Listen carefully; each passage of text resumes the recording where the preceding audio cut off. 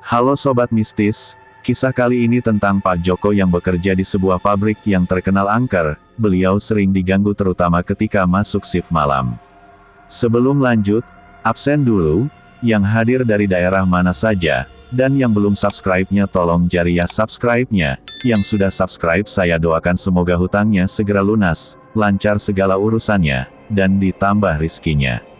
Oke, kita lanjut ke kisah mistis kali ini.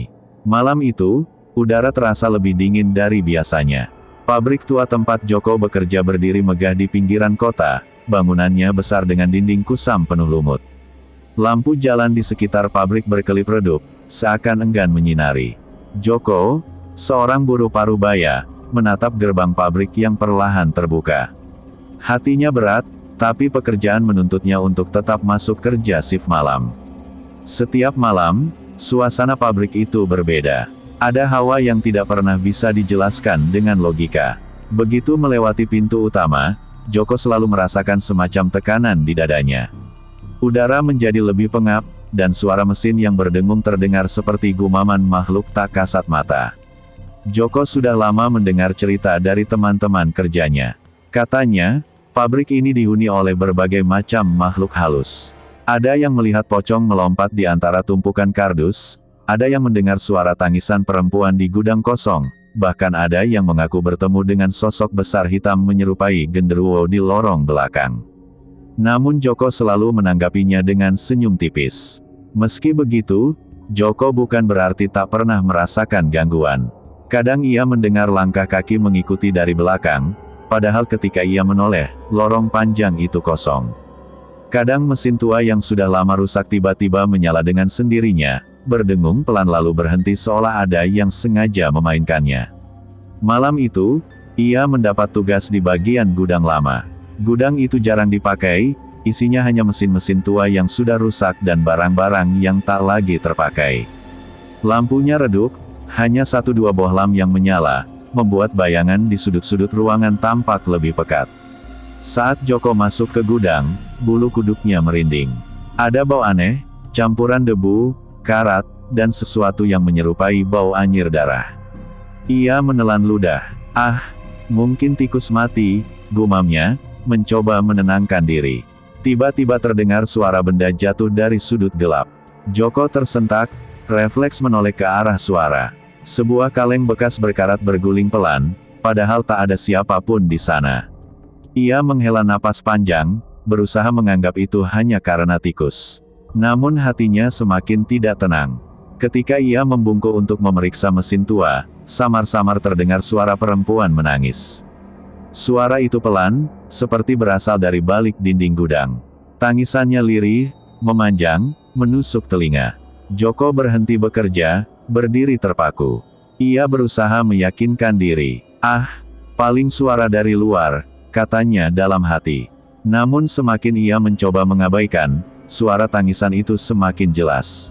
Sampai akhirnya berubah menjadi suara tawa melengking yang membuat darahnya seakan berhenti mengalir. Joko langsung berdiri kaku. Dari ujung matanya, ia melihat sesuatu bergerak di langit-langit gudang. Rambut panjang menjuntai ke bawah, hitam pekat, dan dari kegelapan itu muncul wajah pucat dengan mata melotot merah. Sosok kuntilanak menatapnya sambil terkekeh pelan. Joko terhuyung mundur, hampir terjatuh menabrak tumpukan kardus di belakangnya. Nafasnya memburu, keringat dingin mulai menetes di pelipisnya meski udara di gudang begitu dingin.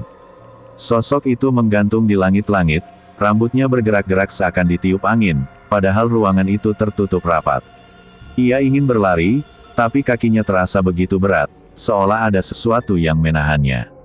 Suara tawa kuntilanak itu semakin keras, melengking panjang hingga membuat telinganya berdengung.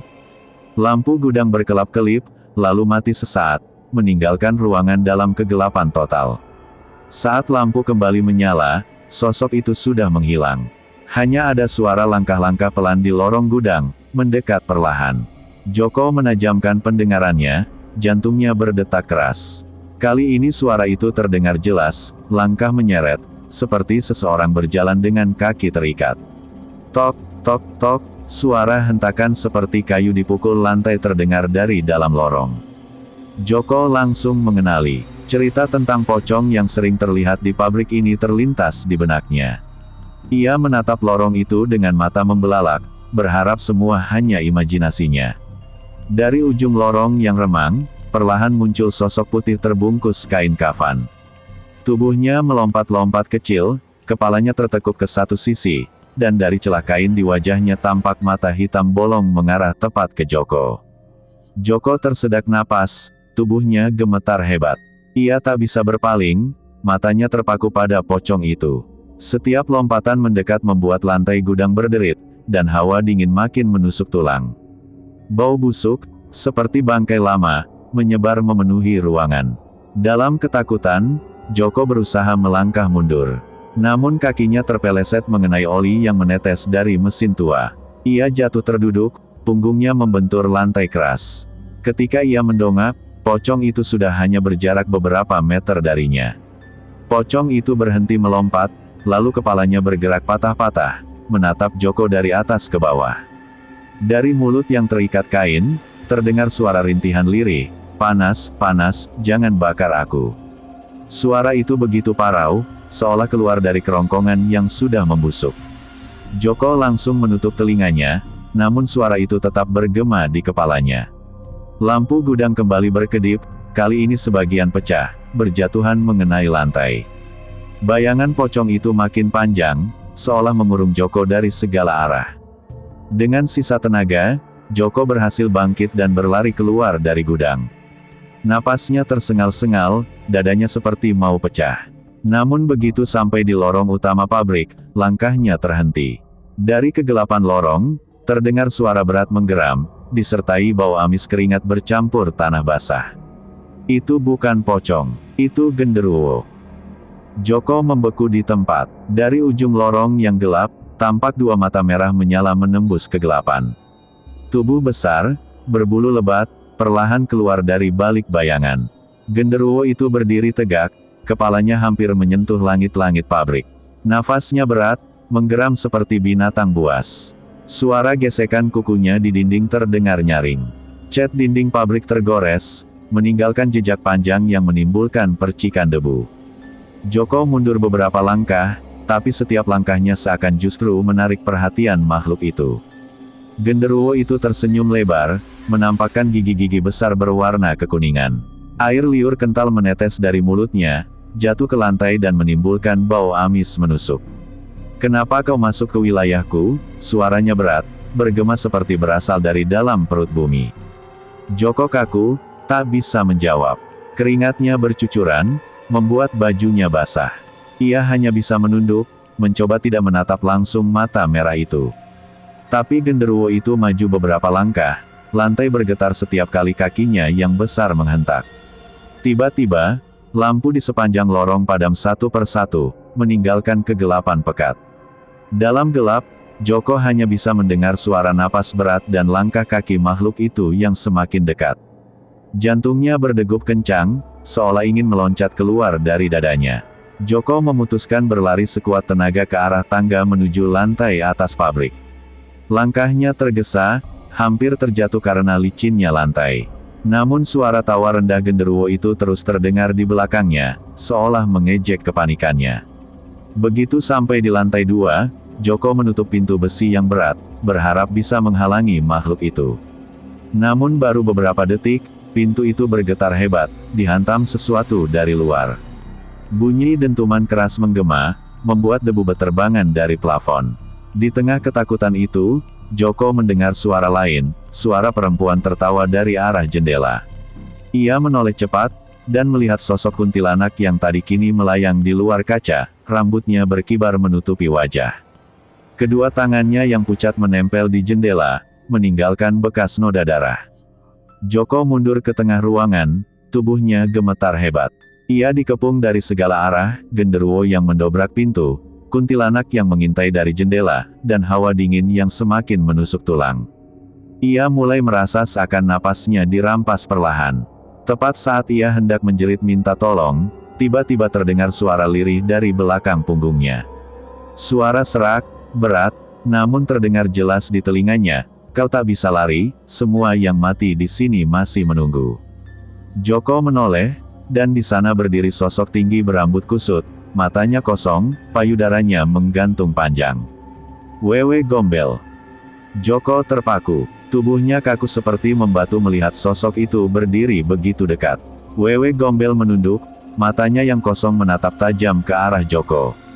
Nafasnya terdengar berat, sesekali terdengar bunyi erangan panjang yang membuat bulu kuduk berdiri. Makhluk itu mengangkat tangannya yang kurus panjang, jarinya seperti tulang belulang tanpa daging. "Ikut aku," bisiknya lirih, suaranya menggema seperti datang dari lorong panjang. Joko mundur beberapa langkah, tapi punggungnya terbentur mesin besar yang sudah berkarat. Seketika, pintu besi di belakangnya berhasil jebol. Genderuwo menerobos masuk dengan teriakan menggelegar. Sementara kuntilanak masih melayang di jendela, suaranya terkekeh tak henti. Joko benar-benar terkepung dari 3 arah. Ia mencoba menutup mata, berharap semua itu hilang. Tapi semakin ia menutup mata, suara-suara itu makin jelas. Tangisan, tawa, geraman, semuanya bercampur menjadi satu, seolah-olah ratusan makhluk mengelilinginya. Tiba-tiba, mesin tua di belakangnya menyala sendiri. Roda besi berputar dengan suara berdecit nyaring, lampu indikator berkedip merah. Angin dingin bertiup dari arah mesin, membawa suara-suara samar, jeritan orang-orang yang seolah terbakar dan terjepit. Joko menutup telinganya, tapi suara itu terus masuk ke dalam kepalanya. Suara pria menjerit kesakitan, perempuan menangis, dan anak kecil memanggil-manggil ibunya. Joko merasa seakan sedang berada di neraka pabrik yang penuh penderitaan. Genderuwo maju mendekat, tubuhnya membungkuk untuk bisa melewati pintu. Lantai bergetar setiap kali ia melangkah. Bau busuk menyengat semakin kuat. Sementara itu, Wewe Gombel mengulurkan tangannya, jarinya hampir menyentuh bahu Joko. Joko memberanikan diri meloncat ke samping, melewati celah sempit di antara mesin. Ia berlari sekuat tenaga menuju tangga darurat. Nafasnya tersengal, kakinya hampir tidak sanggup menopang tubuh. Suara makhluk-makhluk itu terus mengikuti, semakin dekat. Begitu sampai di tangga, Joko meraih pegangan besi dan menuruni anak tangga dengan terburu-buru. Namun tiba-tiba ia mendengar suara ketukan pelan di bawah tangga. Tok, tok, tok. Suara itu sangat dikenalnya, pocong itu kembali. Dari bawah tangga, muncul sosok pocong dengan wajah penuh tanah basah, matanya bolong dan kosong. Ia melompat-lompat perlahan, menghalangi jalan keluar Joko. Kini Joko benar-benar terperangkap, tidak ada arah untuk melarikan diri. Joko berdiri di tangga sempit itu dengan tubuh gemetar. Di belakangnya, suara genderuwo yang menggeram makin keras. Dari samping, Wewe Gombel masih mengintai, dan dari bawah tangga pocong melompat pelan-pelan naik. Ia seperti tikus yang terjebak di sarang ular. Tangannya berkeringat saat menggenggam pegangan besi. Ia melirik ke bawah, pocong itu sudah berada di anak tangga ketiga, melompat tanpa henti. Bau anyir menusuk hidung, membuat perut Joko mual. Joko menoleh ke atas, berharap ada jalan lain. Tapi lorong lantai 2 sudah dipenuhi bayangan kuntilanak yang masih melayang-layang. Tawanya terdengar seperti suara besi beradu, melengking dan menusuk telinga. Ya Allah, gumam Joko lirih, tubuhnya nyaris tak sanggup lagi. Ia tak tahu harus memilih lari kemana. Keringatnya membasahi wajah, sementara napasnya tersengal seperti baru selesai berlari maraton. Tiba-tiba, lampu tangga padam. Gelap total menelan semuanya. Hanya ada suara napas, suara tawa, dan suara hentakan pocong yang mendekat. Joko meraba-raba pegangan, jantungnya hampir copot. Di tengah gelap, tiba-tiba ada sesuatu menyentuh lengannya. Joko spontan menoleh, dan matanya bertemu dengan wajah pucat penuh darah. Itu wajah kuntilanak, muncul begitu dekat tanpa suara. Joko berteriak sekeras-kerasnya. Teriakan itu menggema di seluruh lorong pabrik. Suara-suara makhluk lain seolah membalas teriakannya. Genderuwo menggeram lebih keras, pocong makin cepat melompat, dan Wewe Gombel mengeluarkan suara rintihan panjang yang menyayat telinga. Dalam kepanikan, Joko melompat melewati beberapa anak tangga sekaligus. Tubuhnya terhempas keras ke lantai bawah. Lututnya perih, darah mulai keluar, tapi ia tak peduli. Ia hanya ingin keluar dari neraka pabrik ini. Ia merangkak menuju pintu darurat, berusaha bangkit meski kakinya sakit. Namun ketika tangannya menyentuh gagang pintu, pintu itu menutup sendiri dengan suara dentuman keras. Seketika ruangan menjadi hening, terlalu hening. Joko menoleh ke belakang dengan napas tersengal. Gelap gulita memenuhi lorong. Lalu satu persatu mata merah menyala muncul dari kegelapan. Bukan hanya satu atau dua, melainkan puluhan pasang mata yang menatapnya bersamaan. Joko mematung. Puluhan pasang mata itu bergerak mendekat dari dalam gelap, berkilau merah bagai bara api. Nafasnya tercekat, tubuhnya gemetar hebat. Ia merasa dirinya benar-benar sendirian di tengah kawanan makhluk yang tak ingin ia lihat wujudnya. Perlahan, dari kegelapan mulai terlihat bentuk tubuh-tubuh itu. Ada pocong dengan kain kafan lusuh, ada kuntilanak berambut kusut menutupi wajah, ada genderuwo lain yang lebih kecil, hingga sosok-sosok bayangan hitam tanpa rupa. Semua berjalan menyeret kaki, mendekat pelan-pelan.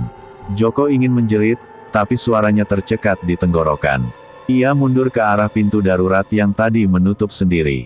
Gagang pintu ia tarik sekuat tenaga, tapi pintu itu terkunci rapat, seolah ada sesuatu di baliknya yang sengaja menahan.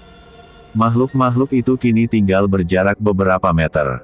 Suara mereka bercampur jadi satu, tawa, tangisan, rintihan, geraman. Seakan-akan semua penderitaan di dunia ini berkumpul jadi sebuah paduan suara mengerikan. Tiba-tiba, salah satu pocong melompat mendekat lebih cepat. Tubuhnya terbanting keras ke lantai, dan dari dalam kain kafan yang robek muncul ulat-ulat putih yang merayap. Bau busuk langsung menyengat, membuat perut Joko mual hebat. Joko menjerit sambil menendang pocong itu, tapi tubuh pocong seolah tak terasa berat, hanya jatuh ke samping. Namun ulat-ulatnya merayap menuju kakinya, membuatnya buru-buru mundur sambil menendang-nendang panik.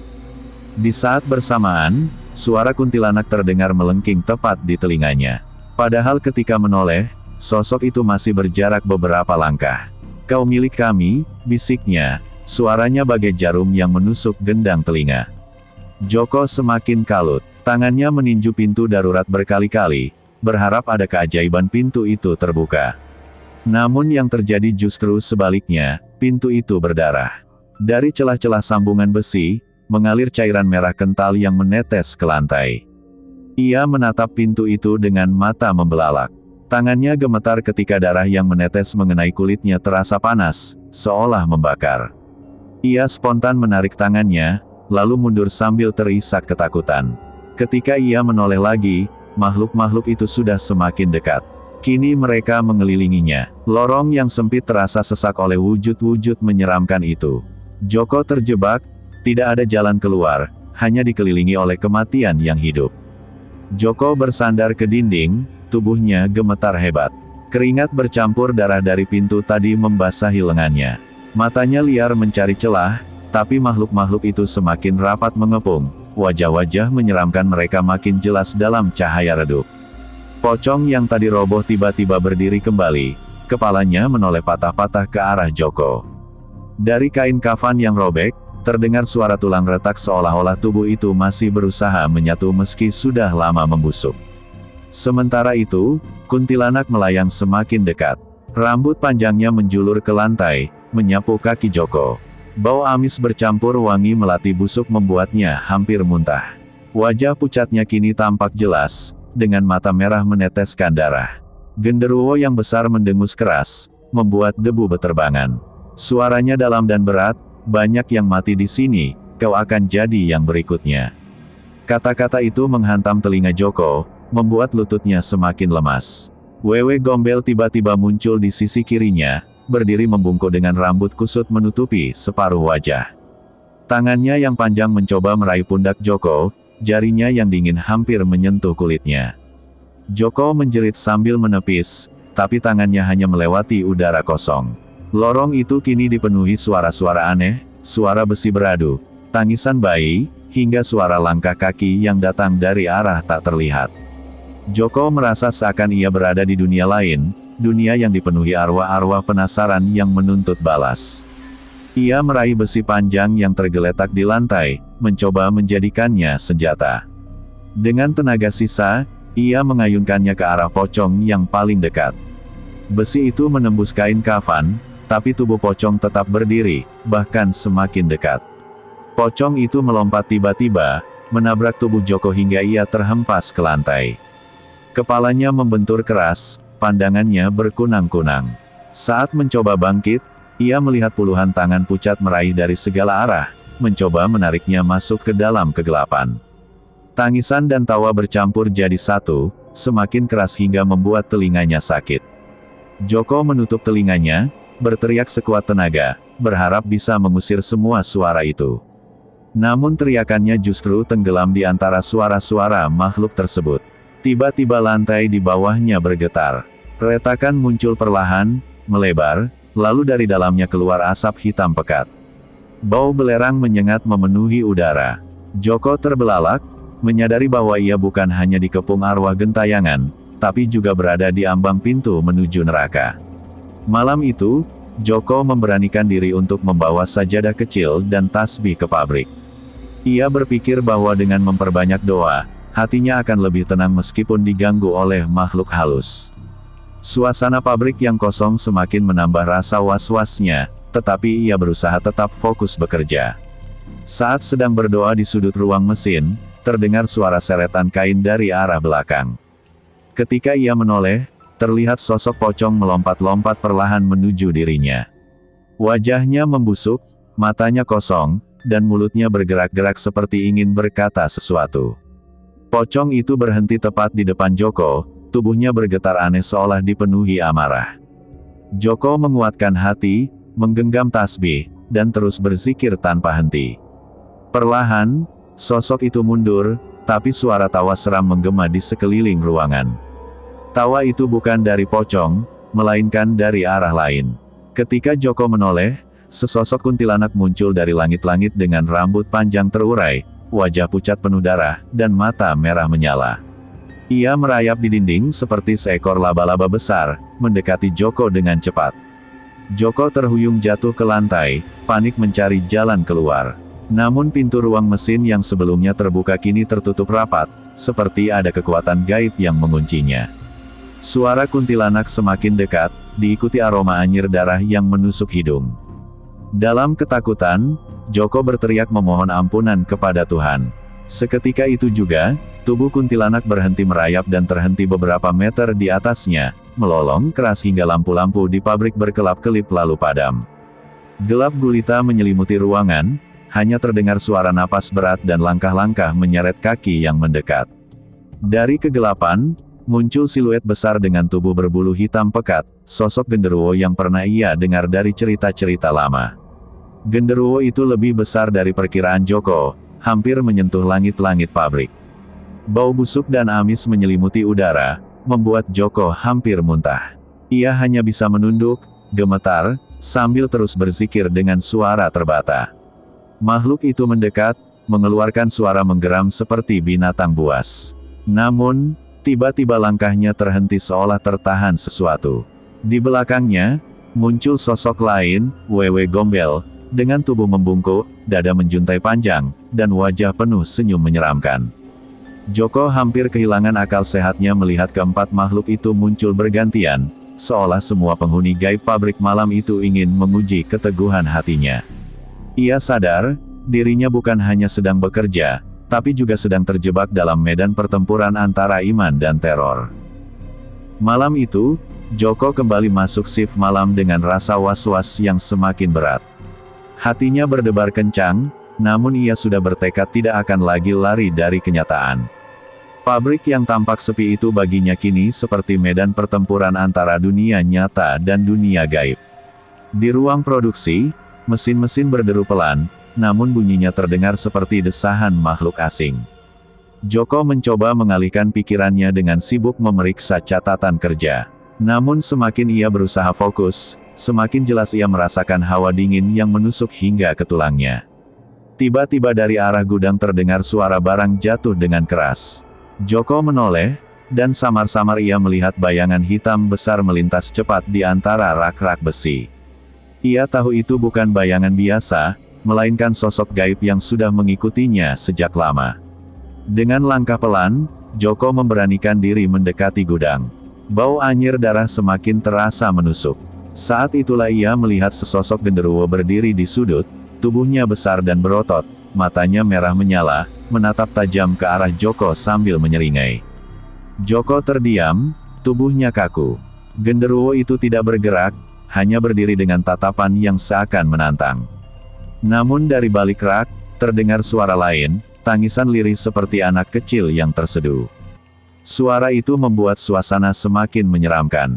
Saat Joko hendak mundur, dari arah tangisan itu muncul sosok perempuan berambut panjang kusut, dengan wajah pucat dan mata kosong.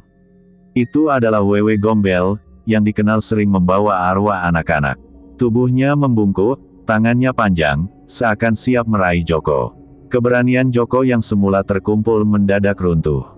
Ia mundur terburu-buru, jantungnya berdegup kencang. Namun langkahnya terhenti ketika ia mendengar suara berat, "Jangan lari, kau sudah terlalu jauh melihat." Suara itu terdengar dari arah genderuwo. Joko mencoba berdoa dalam hati, membaca ayat-ayat yang ia hafal sejak kecil. Perlahan tubuhnya kembali bisa digerakkan, dan ia melangkah mundur sambil terus melafalkan doa. Namun semakin keras ia berdoa, semakin kuat pula suara tangisan anak kecil terdengar. Wewe Gombel semakin mendekat, wajahnya kini terlihat jelas, matanya kosong, bibirnya retak, dan dari mulutnya keluar suara lirih, "Tolong aku," seolah-olah ingin menipu Joko dengan raut kesedihan. Namun Joko sadar, itu hanyalah tipuan gaib untuk memancing rasa iba. Dengan sekuat tenaga, Joko menutup telinganya, berlari meninggalkan gudang, dan kembali ke ruang mesin. Ia jatuh terduduk, tubuhnya gemetar hebat. Malam itu ia sadar, gangguan yang ia alami bukan lagi sekadar penampakan, melainkan peringatan keras bahwa pabrik ini menyimpan rahasia besar yang ingin disembunyikan. Sejak kejadian Joko pingsan di ruang mesin, ia merasa tubuhnya semakin lemah. Namun yang lebih parah adalah pikirannya yang terus dihantui. Setiap kali ia menutup mata, bayangan wajah pucat kuntilanak dan tubuh tinggi besar genderuwo selalu muncul. Istrinya mulai resah melihat perubahan Joko. Ia sering terbangun tengah malam mendapati suaminya duduk di teras rumah dengan tatapan kosong, seolah mendengar suara-suara dari kejauhan. Ketika ditanya, Joko hanya menjawab singkat, "Mereka memanggilku." Kabar mengenai gangguan gaib di pabrik semakin menyebar di kalangan buruh. Beberapa karyawan bahkan mengundurkan diri karena tidak sanggup lagi bekerja di malam hari. Hanya sedikit yang tersisa, dan Joko termasuk salah satunya. Namun, berbeda dengan yang lain, Joko justru merasa seperti terikat dengan pabrik itu. Meski dihantui, meski diteror, ia tidak bisa berhenti. Seolah ada sesuatu yang menahannya agar tetap bekerja di sana. Suatu malam, saat sedang berpatroli di area belakang gudang, Joko kembali mendengar suara langkah kaki berat. Namun kali ini, ia tidak menemukan sosok apapun. Hanya hawa dingin yang menusuk tulang dan bau anyir darah yang menyengat. Tiba-tiba, dari kegelapan, muncul pocong yang sudah sering menampakkan diri padanya. Tapi kali ini berbeda. Pocong itu tidak hanya berdiri, melainkan bergerak melompat mendekatinya, membuat Joko terhuyung mundur ketakutan. Joko berlari sekuat tenaga, namun pocong itu terus mengikutinya dengan lompatan cepat yang tak masuk akal. Nafas Joko tersengal, jantungnya berdegup kencang, sementara di belakang, suara kain kafan yang terseret semakin jelas terdengar. Ketika Joko hampir mencapai pintu keluar gudang, sosok lain tiba-tiba muncul menghadang.